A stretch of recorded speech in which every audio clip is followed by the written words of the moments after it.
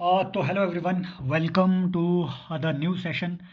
सबसे पहले आप सभी लर्नर से एक ठीक है, अ, ढेरों सारी माफ़ियाँ। वो इसलिए क्योंकि घर में एक मैरिज फंक्शन था। तो उसके बाद जैसे ही फंक्शन ख़त्म हुआ तो लगभग लगभग 4-5 दिन मेरे ठीक है बीमारी में निकल गए। अब क्योंकि मौसम भी चेंज हो रहा है, इसकी वजह से भी हो सकता है इतना कोल्ड हुआ। अभी आई एम रिकवरिंग, हो ही रही है रिकवरी। तो अब रीस्टार्ट करेंगे और अब अपना थोड़ा जो है फ्लो इंक्रीज करेंगे। क्वेश्चंस भी डेली जो हम प्रैक्टिस करेंगे उसका ठीक है, जो नंबर ऑफ क्वेश्चंस है वो भी हम इंक्रीज करेंगे। और धीमे धीमे नंबर ऑफ लेक्चर्स भी डेली, हो सकता है आपको अब कल के बाद डेली दो दो सेशंस आना शुरू हो जाए। और जो साइंस एंड टेक के लर्नर्स हैं ठीक है, जो अभी यहाँ पे पढ़ रहे हैं, उनको भी साइंस एंड टेक के जितने भी सारे जो रिकॉर्डेड लेक्चर्स हैं वो एक दो दिन में पूरे अपलोड हो जाएंगे। आप सब लोग भी ज्वाइन कर सकते हैं अगर आपको साइंस एंड टेक में दिक्कत लगती है तो। शुरू करते हैं। हम एक्चुअली प्री गुप्ता एरा तक हम चीज़ें कवर कर चुके हैं ठीक है। शक कुषाण वगैरह ये सब चीज़ें हम ऑलरेडी पढ़ चुके हैं पिछले सेशन में। अब गुप्ता पीरियड और इससे पहले जो प्री गुप्ता पीरियड के थोड़े एक कुछ एक ठीक है छोटी, जो आप कह सकते हैं एक तरीके की कन्फेडरेसीज थी इंडिया की, उन पे कैसे कैसे क्वेश्चन आए हुए हैं उनको यहाँ पे देखेंगे। ठीक है, मोस्टली ये गुप्ता एज पे ये सेशन रहने वाला है आज का। तो स्टार्ट करते हैं। 2020 में पूछा हुआ ये क्वेश्चन है कि with respect to the period of Gupta dynasty in ancient India the towns Ghantasala, Kadura और Chaul they were they were well known as. ठीक है, तो एक बार क्वेश्चन पढ़िए और लगाइए। हाँ, तो दे वर वेल नोन एज। अब देखो, मान लीजिए अगर नहीं भी पता है, और सभी चीज़ें आपको पता नहीं होनी चाहिए, पूरे आपने पूरे इंडिया में हर शहर का नाम याद नहीं रखना है। यहाँ से देखो, घंटा साला, साला यहाँ से मतलब इन इन नामों से ऐसा तो फील हो रहा है कि ये किसी ना किसी प्लेस के नाम है। अब ऑप्शन भी नीचे ऐसे ही है कि प्लेस के है ना बारे में जो आपको इंडिकेट करते हो, जैसे क्या ये पोर्ट है, क्या ये कैपिटल सिटीज़ है। समझ रहे हो, ऑप्शंस भी ऐसे ही हैं जो प्लेस के नाम की तरफ को जा रहे हैं। ठीक है, उधर को इनका झुकाव है। लेकिन मान लीजिए अगर यही नाम यहाँ पे दिए गए और और आपको ऑप्शन कुछ ऐसे दिए गए कि they were the ports handling foreign trade, दूसरा they were the characters of the ठीक है ऋतु संहार ऑफ कालिदासा, या फिर तीसरा आपको वो दे देंगे कि देवर एंशियंट इंडियन राइटर्स। मान लो अगर ऐसे ऑप्शन दे दें तो एटलीस्ट नाम से आपको थोड़ा आइडिया लग जाना चाहिए कि ये पोर्ट या फिर ये कुछ इस तरीके की चीज़ों के बारे में बता रहा है। Number one. नंबर दो, अब क्योंकि ये प्लेसेस वाले ही ऑप्शंस हैं, अब देखो इसे क्रैक कैसे किया जाए। थोड़ा लॉजिक अपना, जब भी आप एग्जामिनेशन हॉल में बैठे हुए हैं, लॉजिक पे रिलाय करना कभी मत भूलिएगा, लेकिन वो आपके एग्जिस्टिंग इन्फॉर्मेशन के बेसिस पे होना चाहिए। जैसे ऑप्शन ए कह रहा है कि ports handling the foreign trade, may भी हो सकता है, मे भी हो सकता है। नेक्स्ट ऑप्शन पढ़ो, कैपिटल्स ऑफ पावरफुल किंगडम्स। इसकी टोन को, इसके इसके वर्ड्स पे फोकस करना। If any kingdom is powerful in India, ठीक है, तो उसकी कैपिटल सिटीज क्या इतनी सिक्रेटिव रखी जाएगी, या फिर क्या क्या इसकी कैपिटल सिटीज किसी भी पावरफुल किंगडम के, वो फॉर एग्जांपल जैसे मान लो आप कन्नौज के मौखरियों के बारे में ठीक है सुनते हैं। आप आपको वकटका रूलर्स का पता है, आपको सातवाहनों का पता है। ठीक है, तो इनके जो है ना, कल्याणी के चालुक्य हुआ करते थे, तो इनके जितनी भी कैपिटल्स हैं एटलीस्ट सुनी सुनी तो है।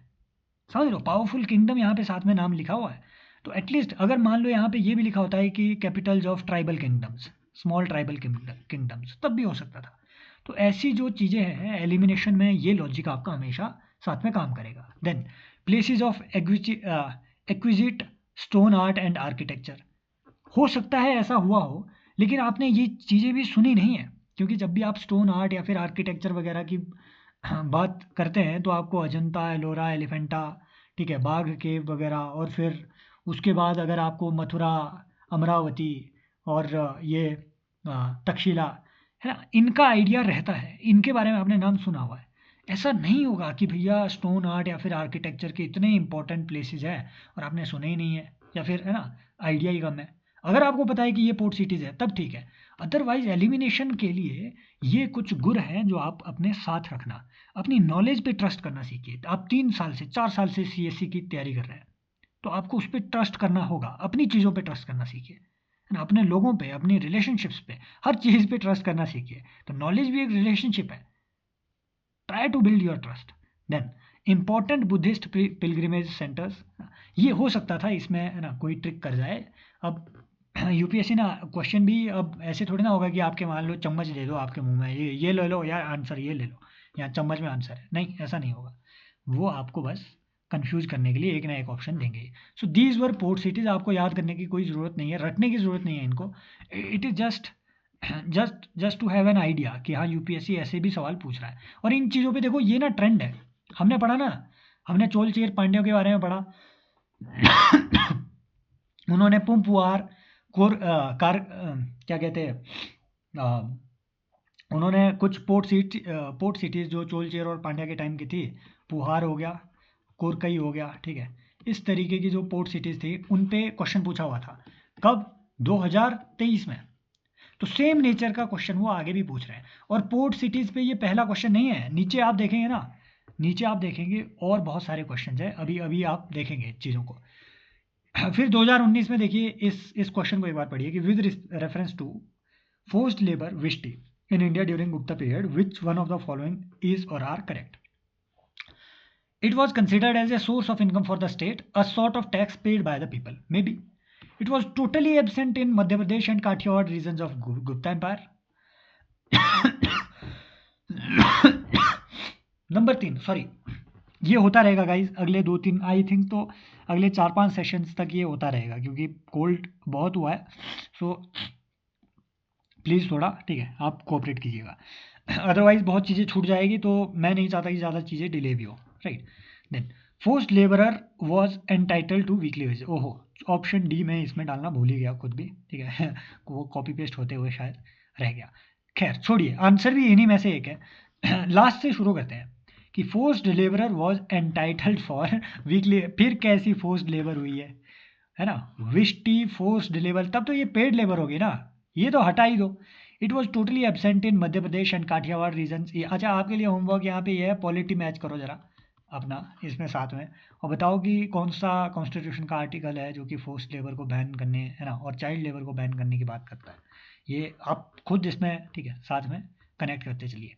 It was totally absent in Madhya Pradesh, देखिए अगेन एक्सट्रीम स्टेटमेंट है, एक्सट्रीम स्टेटमेंट है, लेकिन इसको देखिए आप कुछ इस तरीके से देखिएगा, कई कई देखिए एनवायरनमेंट के क्वेश्चन पे भी सॉरी, एनवायरनमेंट के बहुत सारे क्वेश्चंस को भी वो इस तरीके से बनाता है। फॉर एग्जांपल 2022 में उन्होंने क्वेश्चन पूछा था कि इनमें से कौन से टाइप के जो एनिमल्स या फिर जो ऑर्गेनिजम्स हैं उनमें आपको सिम्बायोसिस देखने को मिलता है, सिम्बायोटिक रिलेशनशिप किन किन आपके, ठीक है, ऑर्गेनिजम्स में देखने को मिलती है। एक उसमें था आई थिंक मैमल, है ना, ऑप्शन में एक था Cnidaria, oh my God, it's out of control, sorry guys. खैर एटलीस्ट 8-10 क्वेश्चन तो आज करेंगे ही करेंगे, नहीं तो फिर बहुत ज़्यादा चीज़ें छूट जाएगी, सॉरी। आप मेरी बात समझ गए, मैं कहना क्या चाह रहा हूँ कि ये उनका ट्रेंड हो गया है, ये पूछने का ट्रेंड हो गया है, ये पूछने का कि इस टाइप की चीज़ें वो आपसे पूछेंगे जिसमें कन्फर्मेशन लेना, है ना, नेगेटिव तरीके से कन्फर्मेशन लेना, वो बहुत मुश्किल हो जाता है। फॉर एग्जाम्पल अगर कोई बोले कि it was totally absent in Madhya Pradesh region, for that matter historian has to be very careful. कुछ इस तरीके से ऑप्शंस पे सोचिएगा, historian has to be, history is not a game of guessing, ठीक है, and it is not a game कि if you have not found the proofs from Madhya Pradesh, है ना, that to a limited territory of Madhya Pradesh या फिर काठियावाड़ का reason, अगर मान लो आपको यहाँ पे विष्टि के प्रूफ मिले भी नहीं, तो वो प्रूफ अब तक नहीं मिले हैं, समझ रहे हो ना, ये अब तक वर्ड समझ रहे हो, वो प्रूफ अब तक नहीं मिले हैं, हो सकता है अगले दिन मिल जाए। आज हिस्टोरियन ने थीसिस लिखी कि यहाँ पे नहीं मिला है कोई भी प्रूफ, तो इट वाज टोटली एब्सेंट, अगले दिन मिल जाए, उसकी तो इज्जत का सवाल है भाई। History is not a game of गेसिंग। इसीलिए हमेशा जब भी आप कहीं ह्यूमैनिटीज के किसी सब्जेक्ट को अगर आप देखो, राइट, तो कोई भी ह्यूमैनिटीज का एक्सपर्ट कभी कोई, हाँ, कोई इस तरीके का क्लेम करने से हमेशा बचता है। जो कि बहुत एक्सट्रीम क्लेम हो। तो इन चीज़ों से बचें, आप भी बचें। ये लॉजिक हमेशा सोचना। जैसे यहाँ पूछा हुआ था कि किन किन में सिम्बायोटिक रिलेशनशिप होती है, मैमल्स में होती है, नाइजीरिया में होती है, या फिर ठीक है, इवन आप आई थिंक तीसरा ऑप्शन मान लो इसमें, नॉर्मल वेजिटेशन आप रख लो। मान लो आपको पता ही नहीं है नाइजीरिया क्या होता है, वो कोरल वोरल होते हैं, मान लो अगर पता ही नहीं है नाइजीरिया क्या है, तो इसका फिर उल्टा जाकर के सोचो कि यार नाइजीरिया में होता है क्या। उल्टा सोचो, नाइजीरिया में नहीं होता है। अब अगर नाइजीरिया एक टाइप ऑफ स्पीशी है तो कितने टाइप के होंगे नाइजीरिया भी। कोरल होंगे, कुछ स्पॉन्ज टाइप में होंगे, कुछ और टाइप में होंगे, समझ रहे हो ना बात को।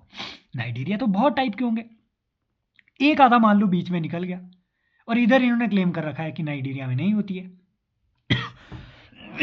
तो हमेशा देखो, यूपीएससी का एग्जामिनर भी सोच समझ के क्वेश्चन बनाता है, बच के बनाता है, अपने लिए बचाव करने की सोचता है वो। आंसर इसी वजह से यही है। Oh my god, sorry, I have to delete this lecture, maybe this session afterwards. Give me 1 minute, मैं पानी पी कर आता हूँ।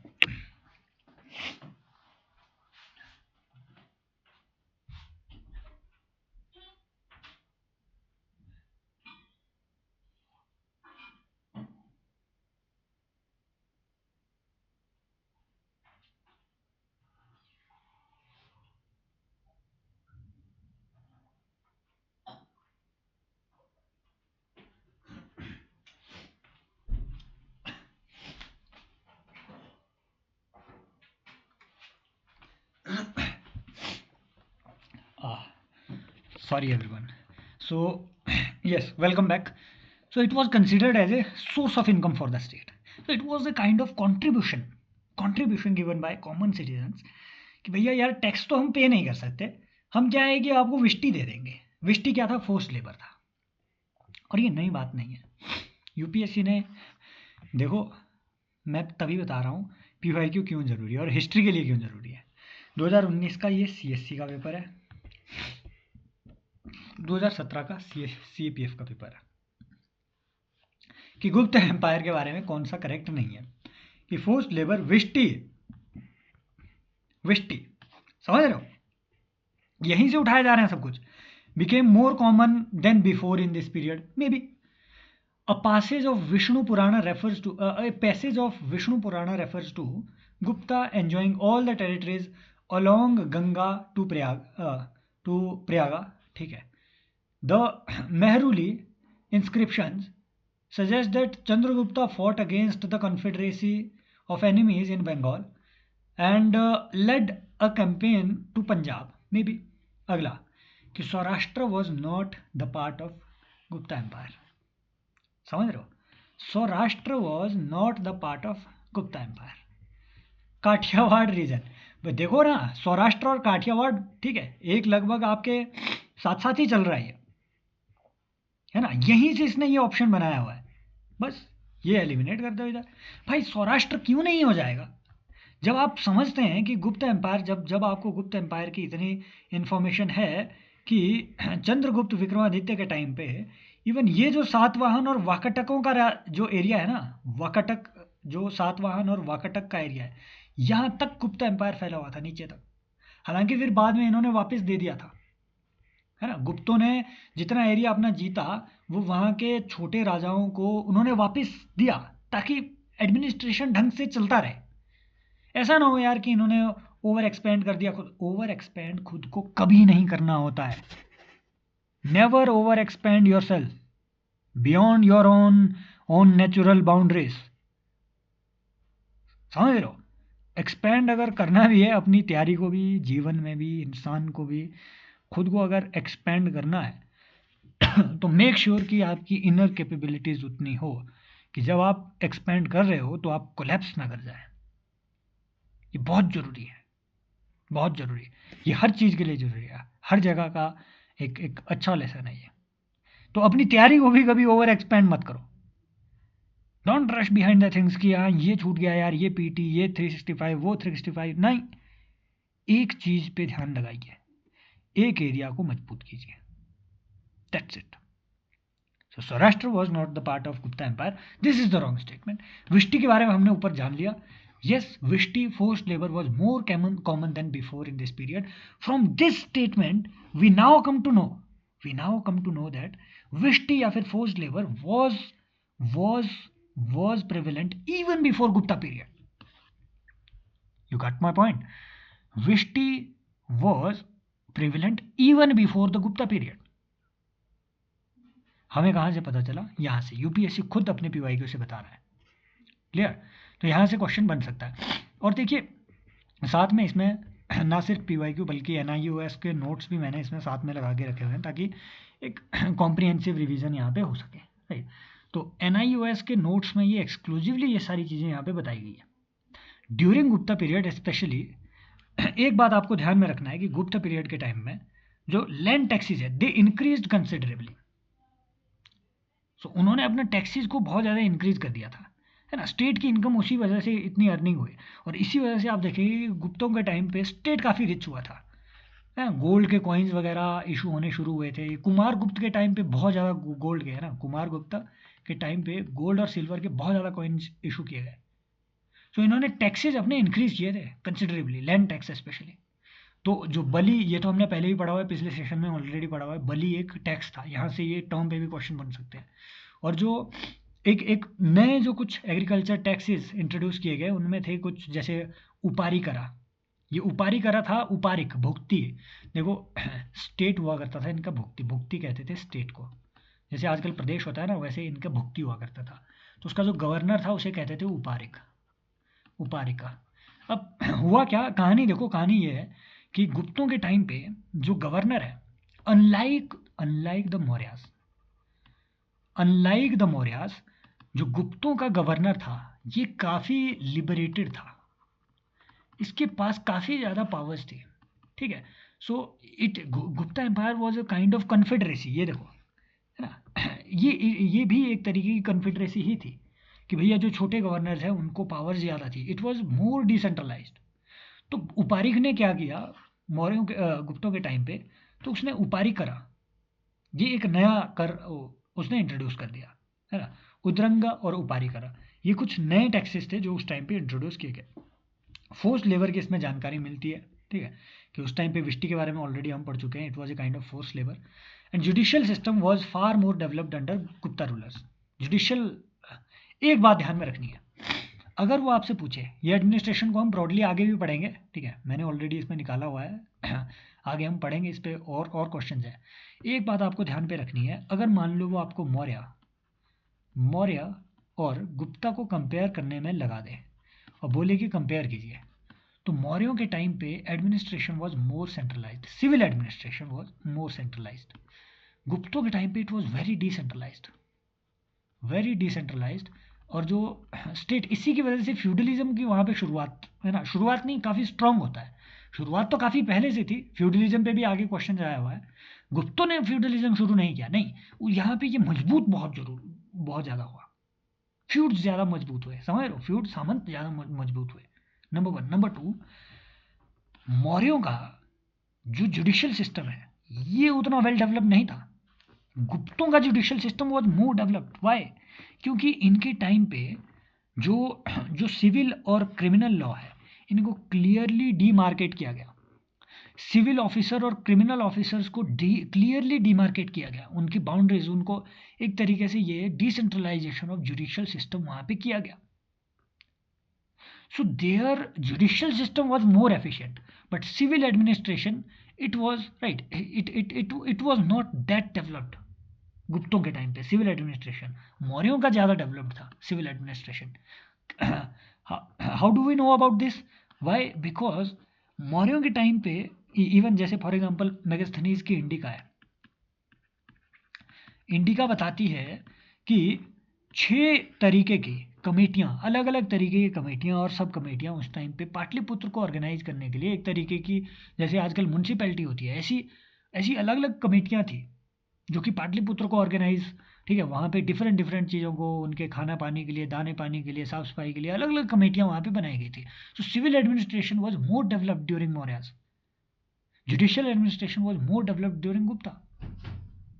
कारण एक ये भी है कि जो गुप्तों के टाइम पे लॉज हैं, ठीक है, जो जो संहिता है वो तब तक लिखी जा चुकी थी। समझ रहे हो? आगे हम पढ़ेंगे, ठीक है, नारद की संहिता, बृहस्पति संहिता वगैरह, ये सब चीज़ें है ना। ये अभी हम आगे पढ़ेंगे, इसमें इसमें क्वेश्चन बने हुए हैं।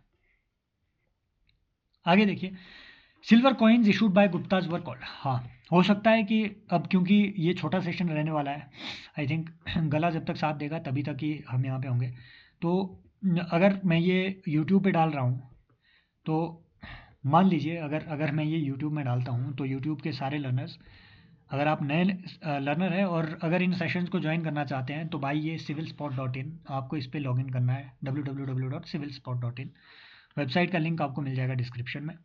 ये पेड कोर्सेज का एक एक तरीके से उसका एक सेशन है।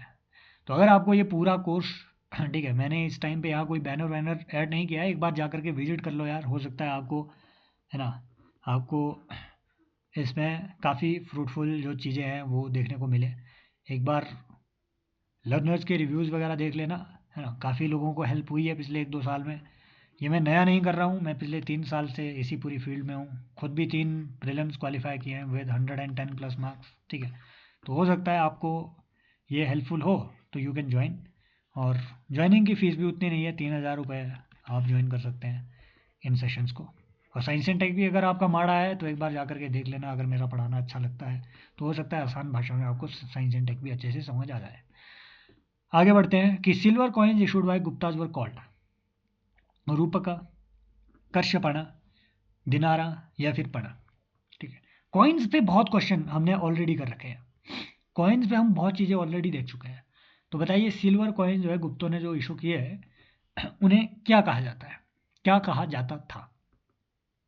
देखिए, जो आंसर इज रूपका। जो सिल्वरों के उनके कॉइन थे उन्हें रूपक कहा जाता था, ठीक है। ये जो दिनार थे, दिनार, ये सिल्वर नहीं, ये गोल्ड कॉइन थे। तो मोस्टली जो लोग हैं, ठीक है, आई थिंक यहाँ कहीं ये कॉइन्स वगैरह का, ठीक है, कॉइन्स वगैरह की इंफॉर्मेशन मैंने शायद यहाँ कहीं इसमें डाली हुई है।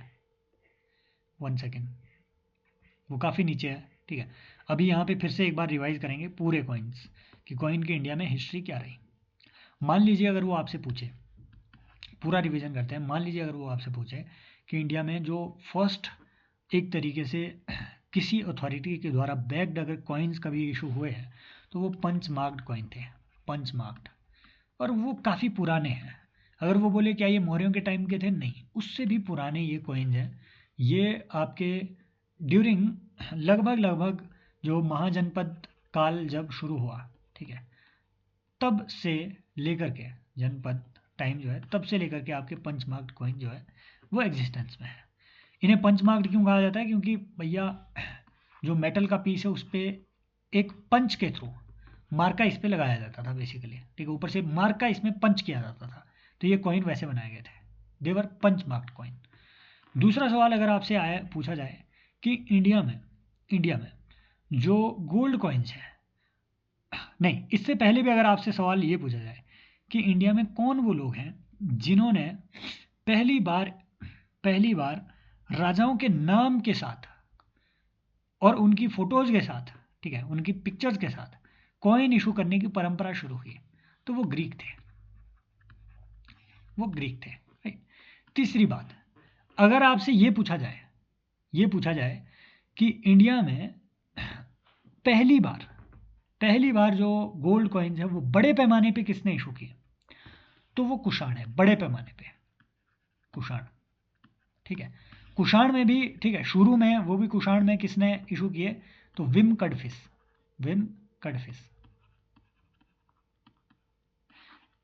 ग्रीकों को भी माना जाता है कि इन्होंने इंडिया में इशू किए, लेकिन वो प्रूफ नहीं हुआ है कि इन्होंने स्टेट के तौर पे इसे इशू किया था। समझ रहे हो? ये सब चीज़ें हम पिछले सेशन में ऑलरेडी देख चुके हैं। माना जाता है कि हो सकता है कि ये जो ग्रीक कॉइन्स है ये ग्रीस से इंडिया की तरफ आए हो और एसेंशियली इंडिया में ये इंट्रोड्यूस ना किए गए हो। समझ रहे हो? ठीक है।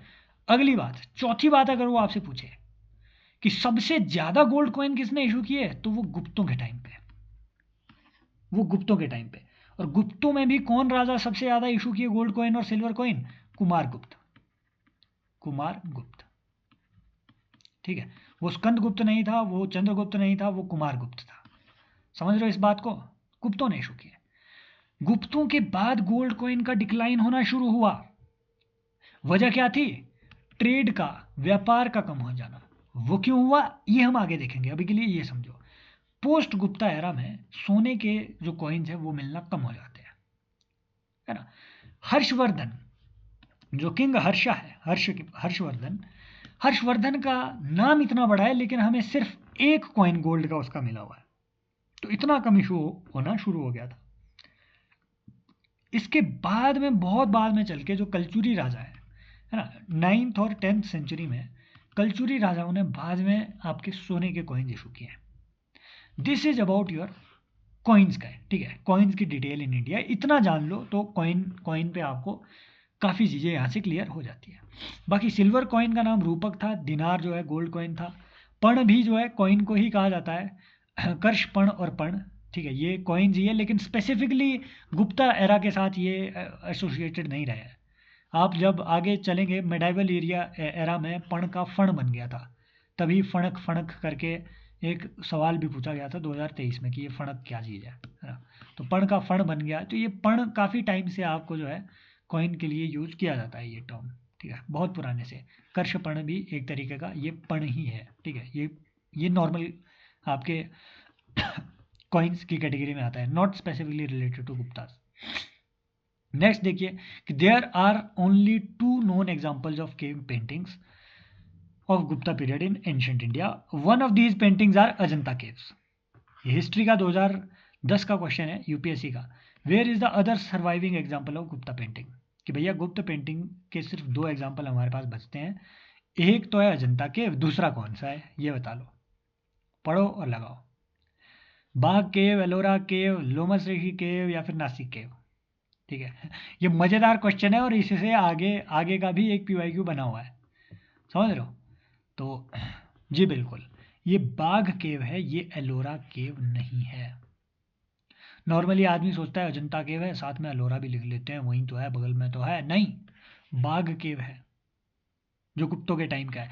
एलोरा क्यों नहीं है भाई? ये बाद में वाकाटक राजाओं ने बनाया है, वाकाटक राजाओं ने बनाई है। उसके बाद इसमें, ठीक है, आपके मौखरियों ने इसमें अपना कंट्रीब्यूशन दिया है। उसके बाद इसमें पल्लवों का टाइम है ना, उनका इसमें थोड़ा कंट्रीब्यूशन आया है। उसके बाद आप देखेंगे यादवों का इसमें कंट्रीब्यूशन है। आई थिंक मैंने ये पूरी डिटेल इसमें ऐड की हुई है नीचे, हाँ ये देख लो। कि भैया जो एलोरा केव्स है ना, एलोरा, 2 बातें ध्यान रखना अगर वो आपको बोले कि सिर्फ बुद्धिस्ट केव कौन सी है, तो वो सिर्फ बुद्धिस्ट वाली ना, ये अजंता है, अजंता। एलोरा में यहाँ से याद रखना है, एलोरा, ऑल मतलब एलोरा, ऑल एलोरा, ऑल एलोरा, ऐसे याद रखो। तो जो एलोरा केव्स है, एलोरा केव्स, इसमें आपको ना सिर्फ बुद्धिस्ट बल्कि हिंदू और जैन भी मिलते हैं, जैन प्लस हिंदू, समझ रहे हो? जैन प्लस हिंदू फिगर्स भी इसमें मिलती है एलोरा में। और ये अलग अलग फेजेस में बनी है, जैसे अर्ली हिंदू फेज ये था, याद रखना नहीं है, बुद्धिस्ट फेज, ये मैंने आपको, है ना, एक तरीके से मेमोरी में चीज़ें बैठाने के लिए ये तब मैंने यहाँ पे ऐड किया है कि अलग अलग फेजेस में बनी है भाई, ये फेजेस में बनी है। वाकाटक राजाओं का अलग इसमें रोल था, कलचुरियों का, चालुक्यों का, वो मैंने पल्लव बोल दिया था, ठीक है, राष्ट्रकूटों का, यादवों का, इनका अलग अलग इसमें रोल रहा है। राष्ट्रकूटों का हिंदू केव्स बनाने में और बुद्धिस्ट केव बनाने में, चालुक्यों ने इसमें बुद्धिस्ट केव्स बनाई है, कलचुरियों ने इसमें हिंदू केव बनाई हुई है, वाकाटकों ने भी इसमें, ठीक है, हिंदू केव्स बनाई है, यादवों ने इसमें जैन केव बनाई है, यादवों ने, समझ लो, याद नहीं रखना है। लेकिन यहाँ से अच्छा सवाल वो ये बना सकता है, अगर आपको लगता हो ना कि भाई ये मजाक चल रहा है ना, इतना डेप्थ में कौन सवाल पूछता है कलचुरियों का, चालुक्यों का, ना बा, मैं आगे आपको बताऊंगा, पता नहीं कहाँ नीचे है बहुत वो क्वेश्चन, नीचे जाने की ज़रूरत नहीं है, कौन स्क्रॉल करे।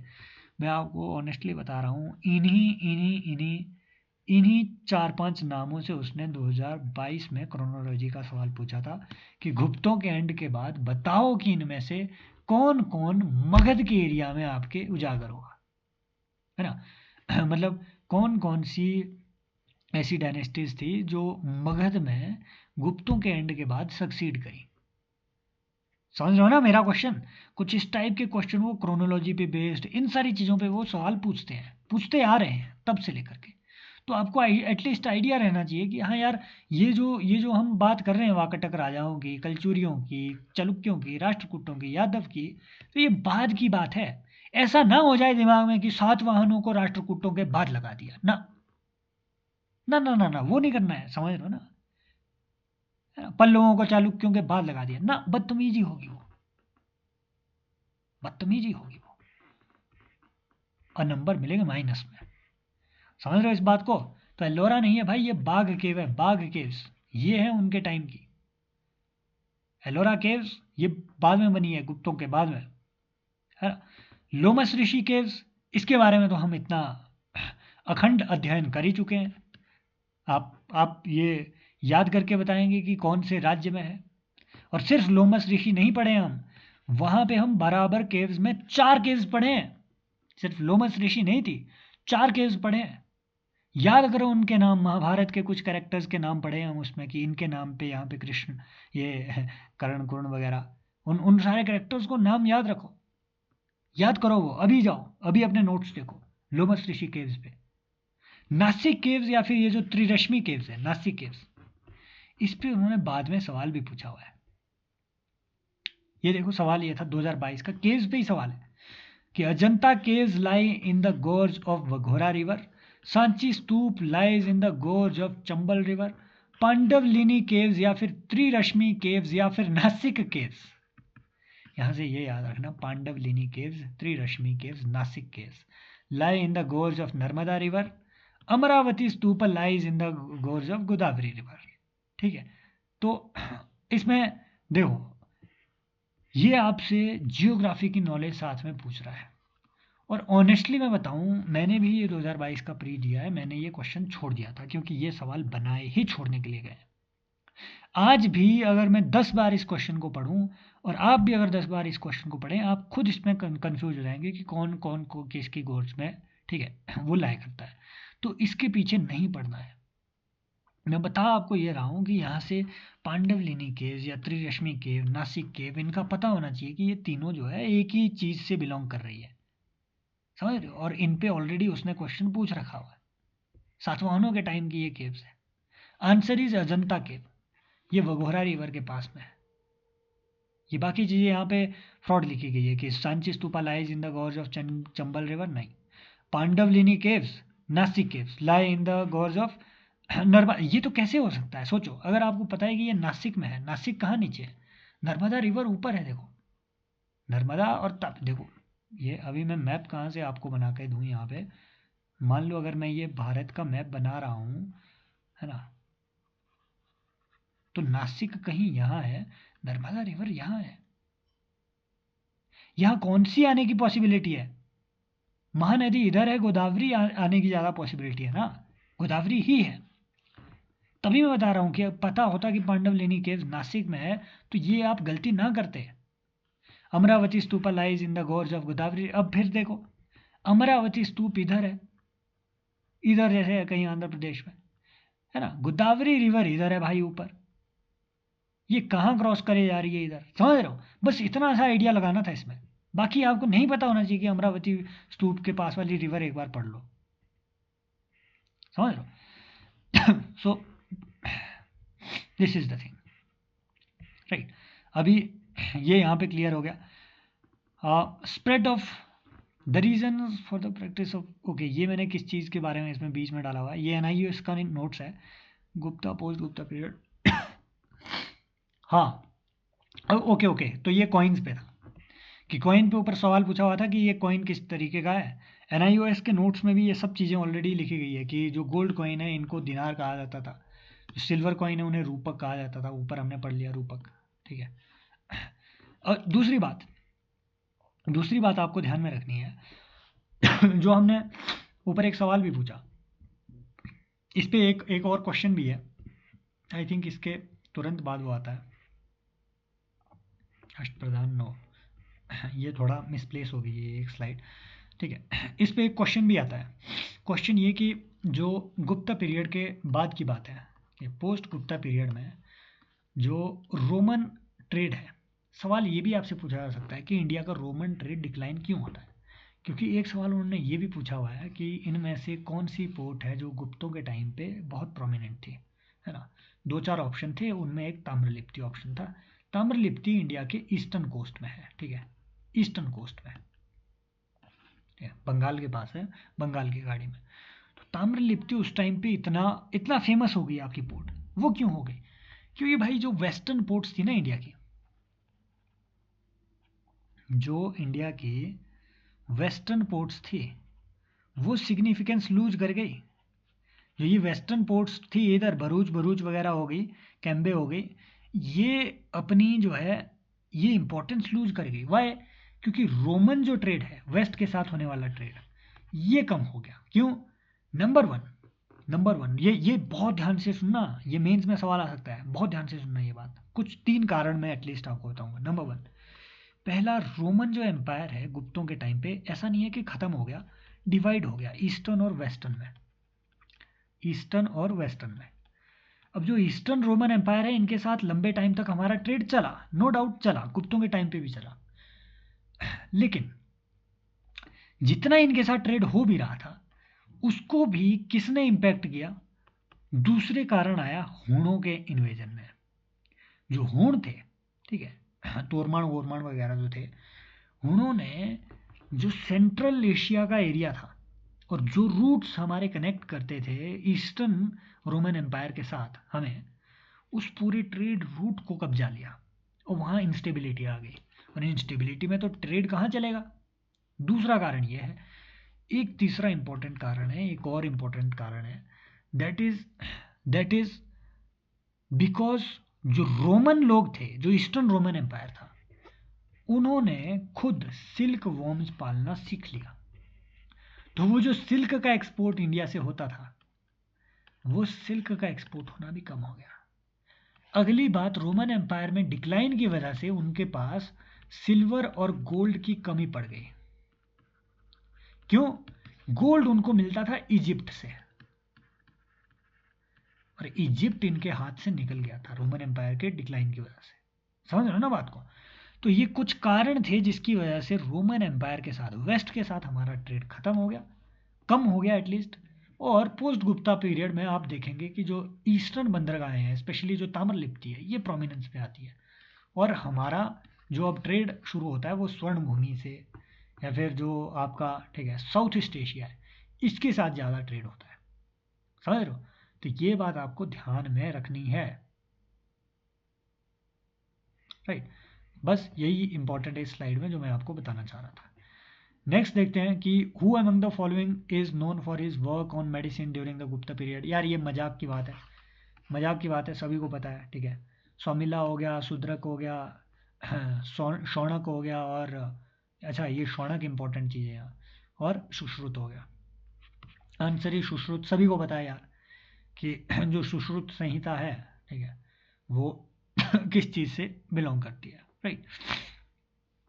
तो ये क्वेश्चन तो मजाक का है, लेकिन ये शौनक क्या है भाई? एक तो एंशियंट हमारे ऋषि हुए हैं, ऋषि शौनक, है ना। दूसरी बात, शौनक कुछ प्रबुद्ध ब्राह्मणों को भी कहा जाता था। तो अगर ये टर्म बाद में आए कि शौनक क्या चीज़ है, एटलीस्ट ये ध्यान में रखना कि ठीक है, ग्रंथों ग्रंथों से रिलेटेड है, कुछ प्रबुद्ध ब्राह्मण को भी शौनक कहा जाता था। शूद्रक ये वही आदमी है जिसने मृच्छकटिक लिखी है। मृच्छकटिक पे आगे सवाल भी है कि शूद्रक का मृच्छकटिक का क्या है, तो इसलिए वो सवाल अभी हम यहाँ पे नहीं डिस्कस कर रहे हैं, आगे आपको मिलेगा लिटरेचर वाले पार्ट में। क्वेश्चन फिर से वही है, रिपीटेड। मैं बोल रहा हूँ ना आपको, अब चीज़ें रिपीट इतनी होंगी कि आपका दिमाग खराब हो जाएगा। इकोनॉमी में तो एटलीस्ट जो हमने वो 7 सेशन किए हुए हैं, है ना, 7 या फिर 8-9 सेशन किए हुए हैं। इसके बाद से इकोनॉमी तो फुल रिपीट है। इकोनॉमी हो गया, पॉलिटी वगैरह हो गई, ये तो फुल रिपीट होती है। उसके बाद ये सब चीज़ें भी रिपीटेड है। मैंने पिछले सेशन में, ठीक 1-2 सेशन पहले मैंने आपको बताया था कि 2-3 चीज़ें आपको ध्यान में रखनी है। क्या? नंबर 1, नवरत्न किस किस के थे? नवरत्न, तो नवरत्न किस किस के थे? 2 पर्सनैलिटीज़ मैंने बताई, एक अकबर जिसका सबको पता है, उसके 9 रत्न दरबार के। एक आपका चंद्रगुप्त विक्रमादित्य, चंद्रगुप्त विक्रमादित्य या फिर चंद्रगुप्त सेकंड, CV2। नवरत्न इनके याद रखना। नंबर 2, अष्ट प्रधान। अष्ट प्रधान ये किसके होते हैं? मेरी हैंडराइटिंग इतनी ही बुरी है, ठीक है, आप कुछ नहीं कह सकते हैं। तो अष्टप्रधान जो थे, ये मराठा एडमिनिस्ट्रेशन में 8 बड़े मंत्री हुआ करते थे। ठीक है, शिवाजी के टाइम पे अष्टप्रधान इन्हें कहा जाता है। तीसरी बात, अष्ट महादिग्गज। अष्ट महादिग्गज ये कौन थे भाई? ये कुछ पोइट थे, इंपॉर्टेंट पोइट थे। किसके दरबार में? विजयनगर एम्पायर के टाइम पे जो ठीक है, अरे मैं नाम कैसे भूल सकता हूँ यार उनका। अरे कृष्णदेव राय का नाम कैसे भूल सकता हूँ भाई। तो जो अष्ट महादिग्गज थे वो उनके 8 बड़े पोइट थे, तेलुगु पोइट, राइट। तो इस पे उनका क्वेश्चन भी आया हुआ था। देखो यूपीएससी का सीएससी में ये क्वेश्चन आया हुआ है मेंस में कि जो कृष्णदेव राय थे, he was a great pattern of literature in ancient times. कैसे? ठीक है, ऐसे भी सवाल उन्होंने पूछे हुए हैं। तो ये चीज़ हो गई आपकी। ठीक है, बाकी in the Gupta administration council of minister, नहीं यार ये मजाक है। गुप्तों के टाइम पे आपका ये नवरत्न था। नवरत्न किसने इंट्रोड्यूस किया? आपके CV2 ने। ठीक है, चंद्रगुप्त विक्रमादित्य ने, राइट। आपको यहाँ पे एक चीज़ बतानी है मुझे कि उत्तर मेरूर इंस्क्रिप्शन आप जाकर के पढ़ना, वो इंस्क्रिप्शन जाकर के पढ़ना बकायदा। उत्तर मेरूर इंस्क्रिप्शन चोला एडमिनिस्ट्रेशन पे वो किस चीज़ की बात कर रहा है, इसको एक बार जाकर के आप थोड़ा रिसर्च करें। ओह, यहाँ से हम अपना सोसाइटी का हाँ चलो ये एक बार देख लेते हैं, उसी से रिलेटेड है कि विच one of the following ports handled the north Indian trade during Gupta period. वो वही सवाल है, ताम्रलिप्ति इसका आंसर है, ऑलरेडी मैंने बताया हुआ है। ताम्रलिप्ति इस एरिया में एक्चुअली यहाँ कहीं होगा। क्लोथ कहाँ लिखा है यार? ताम्रलिप्ति लिखा नहीं है, एक्चुअल में यही है ताम्रलिप्ति। तो यहाँ से साउथ ईस्ट एशिया के साथ हमारा ट्रेड होता था। ये बाकी जो चीज़ें हैं जैसे भरोच हो गया, ये भरोच आपके सातवाहनों के टाइम, ठीक है, सातवाहना के टाइम पे फेमस थी। बाकी कल्याण और कैम्बे, ठीक है, ये आपका कल्याण हो गया मुंबई में कैम्बे, ठीक है, ये सब आपके वेस्टर्न, ये देखो इधर कल्याण इधर हो गया, कैम्बे कहाँ गया, ये सब आपके वेस्टर्न बॉर्डर में ही इधर आपको देखने को मिलेंगे। तो नॉर्मली जो जो ताम्रलिप्ति है वो गुप्तों के टाइम पे काफ़ी फेमस थी। और बंदरगाहों पे देखो आपके पोर्ट पे वो क्वेश्चन पूछ ही रहा है। पिछले सेशन में हमने देखा मोतूपल्ली पोर्ट पे उसने क्वेश्चन पूछा हुआ है। मोतूपल्ली पोर्ट पे उसने क्वेश्चन पूछा था ककतिया टाइम के ताम्रलिप्ति पे पूछ दिया हुआ है, इंपॉर्टेंट पोर्ट थी। फिर हमने देखा कि ये ऊपर जो घंटासाला वगैरह था इस पे उसने क्वेश्चन पूछा हुआ है ना, बहुत पुराने नहीं है, 2020 का क्वेश्चन है। फिर हमने देखा कि वो कोरकई वगैरह पे उन्होंने क्वेश्चन पूछा हुआ है कि पुम्पुआर कोरकई वगैरह, ये तमिल लिटरेचर में मेंशन है, ये क्या चीज़ें हैं, वो पोर्ट सिटीज़ थी। पोर्ट्स पे बहुत क्वेश्चन वो पूछ रहा है। तो यहाँ से हमें ये सब चीज़ें भी साथ में क्लियर हो जाए। इधर आपको मिल जाएगा, देखो कोरकई कोच्चई में, है ना। उरियूर पे उसने क्वेश्चन पूछा हुआ था, मुजिरिस पे उसने क्वेश्चन पूछा हुआ है। समझ रहे हो बात को? मुजिरिस तो यहाँ से ध्यान में आपको रहना चाहिए कि हाँ वेस्टर्न कोस्ट में था। एटलीस्ट थोड़ा इतना याद रखना, आगे कौन है पीछे कौन है, ईस्ट में कौन है वेस्ट में कौन है। बाकी तो ईस्ट वेस्ट अब नेक्स्ट सेशन में ही कर पाएंगे यार ठीक है, मेरी भी एनर्जी डाउन है, आप समझ सकते हैं। ठीक है, बीमारी तो नहीं है कुछ भी, लेकिन ठीक है, हेल्थ का थोड़ा इशू अगर हो जाए तो एनर्जी उतनी रहती नहीं है, तो आदमी लंबा बोल भी नहीं सकता है। अगर मैं ये यूट्यूब में अपलोड करूं, क्योंकि ऑलरेडी हमने काफ़ी कम क्वेश्चन डिस्कस किए हैं, तो मे बी यूट्यूब में मैं इसको भी अपलोड करूंगा। छोटी वीडियो है, 1 घंटे से कम की है।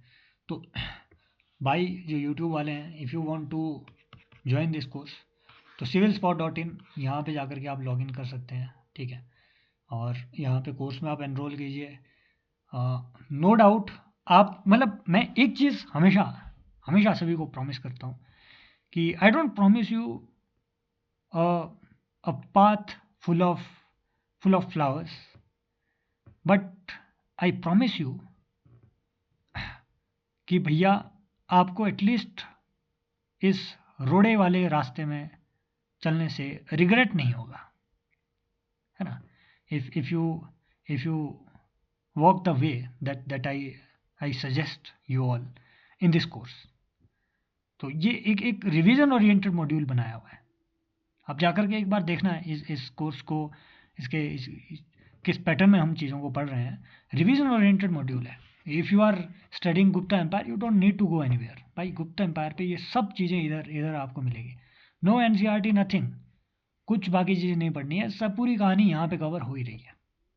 हाँ, वो नहीं होगा यार, है ना, कि हाँ आपको वो बिल्कुल बेसिक से बताएं कि अगर ये भी नहीं पता है कि चंद्रगुप्त विक्रमादित्य कौन है, तो भाई तब तो एंजॉय कर लो, है ना। बीड़ी ले लो, 15 रुपए का बंडल मिलता होगा, एंजॉय कर लो। है ना। मैं साथ में डिस्क्लेमर दूंगा कि bidi is injurious to health, 75% cover वाला disclaimer. Thank you so much, take care, bye bye, as always, love you all.